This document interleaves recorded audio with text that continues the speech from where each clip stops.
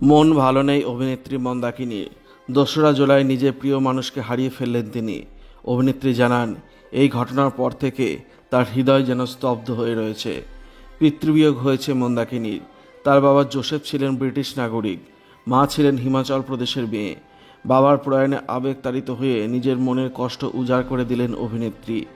মন্দাকিনী সমাজ মাধ্যমের পাতায় বাবার প্রয়াণে শোক প্রকাশ করে লেখেন, আমার হৃদয় স্তব্ধ হয়ে গিয়েছে।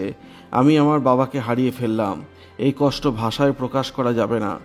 ধন্যবাদ বাবা, যে ভালোবাসা, যে শিক্ষা ও জ্ঞান আমাকে দিয়েছ, আমার হৃদয়ে আজীবন তুমি থেকে যাবে। 1985 সালে মুক্তি পায় রাজ কাপুরের রাম তেরি গঙ্গা ম্যালি। নায়ক রাজীব কাপুর এবং নায়িকা মন্দাকিনী। বক্স অফিসে ঝড় উঠল সিনেমা এবং তার নায়িকা দুইয়েরই কারিশমায়। যে সময় পুরুষ হৃদয়ে ঝড় তুলেছিলেন সাহসিনী মন্দাকিনী, সে সময়ে তিনি ছিলেন অনন্য। মেরঠের অ্যাংলো ইন্ডিয়ান পরিবারে জন্ম ইয়াসমিনের 1963 সালের 30শে জুলাই। রাজ কাপুরের দেওয়া মন্দাকিনী নামটি রয়ে যায় বরাবরের জন্য।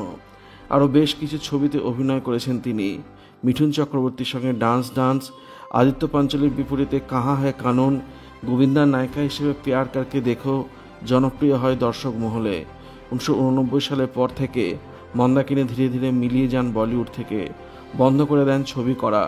1990-এ মন্দাকিনী বিয়ে করেন প্রাক্তন বৌদ্ধ সন্ন্যাসী টি রিনপোচে ঠাকুরকে।